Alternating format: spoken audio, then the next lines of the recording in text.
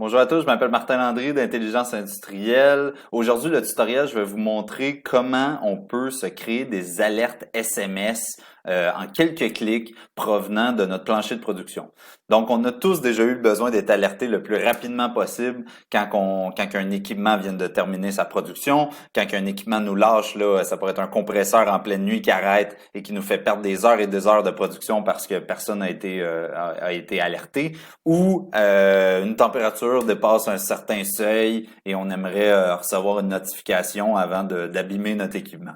Donc, je vais vous montrer comment on peut créer ça. Il n'y a rien de sorcier, vous allez voir, c'est très simple de le faire.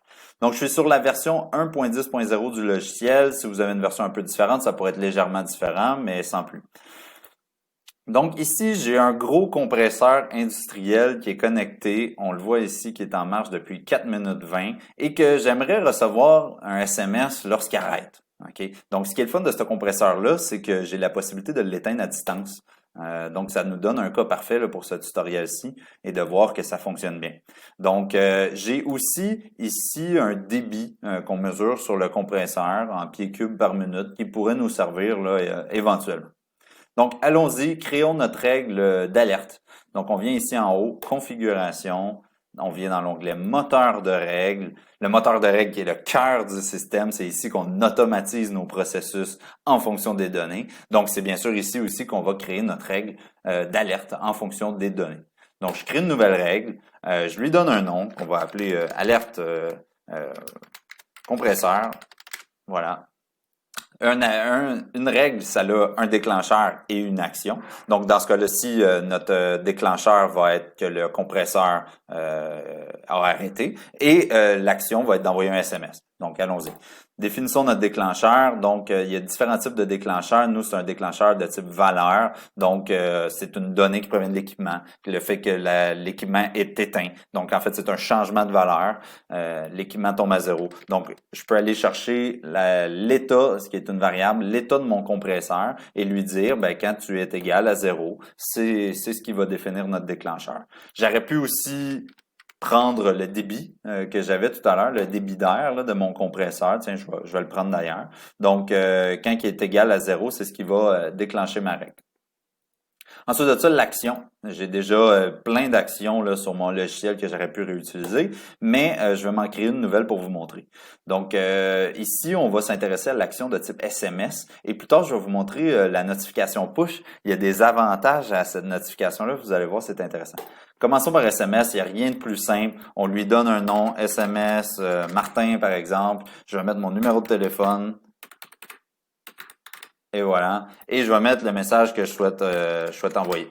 Donc, alerte, le compresseur est éteint. Parfait. Je pourrais mettre aussi la valeur d'une de mes données provenant de ce compresseur-là. Donc, j'avais tout à l'heure le débit. Là. Je peux mettre le signe $ et aller rechercher ma valeur de débit puis l'ajouter aussi au SMS.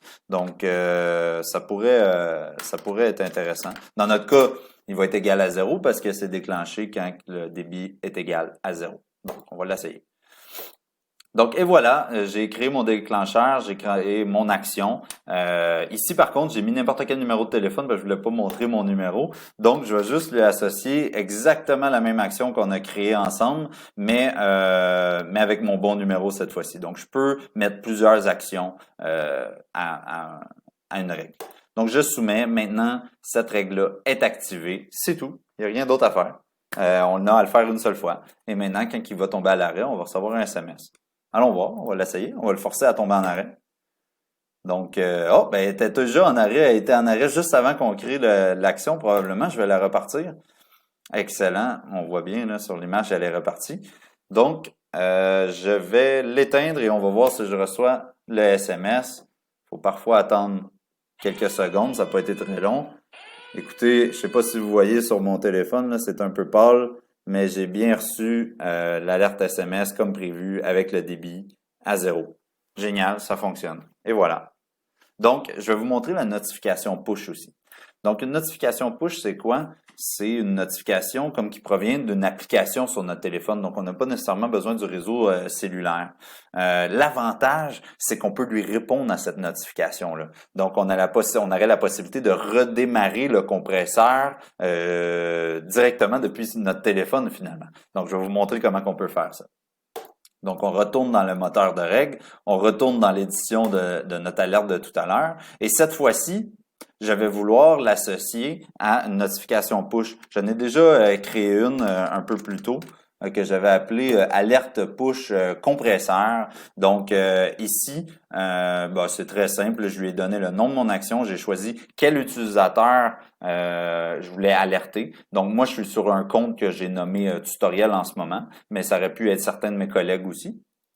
Je lui donne un titre à cette notification-là, un message, et je peux ajouter, comme je disais, un bouton. Donc, la possibilité de redémarrer mon équipement, de la même façon que je l'ai fait avec le bouton vert tout à l'heure sur le tableau de bord.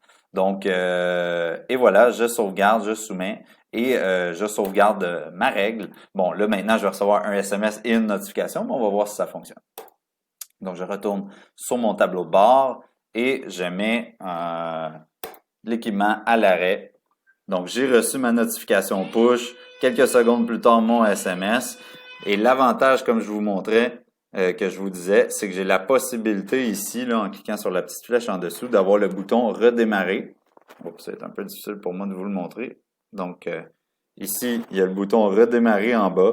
Et quand j'appuie dessus, hop, ça remet la machine à on. J'ai pas eu besoin de me connecter sur rien. Donc, vous pouvez extrapoler ça à vos processus à l'interne, d'avoir une chaîne de notifications à différents superviseurs qui pourraient approuver directement sur leur téléphone. Donc, ça me fait plaisir. C'est tout pour aujourd'hui. On se revoit dans un prochain tutoriel. Merci. Au revoir.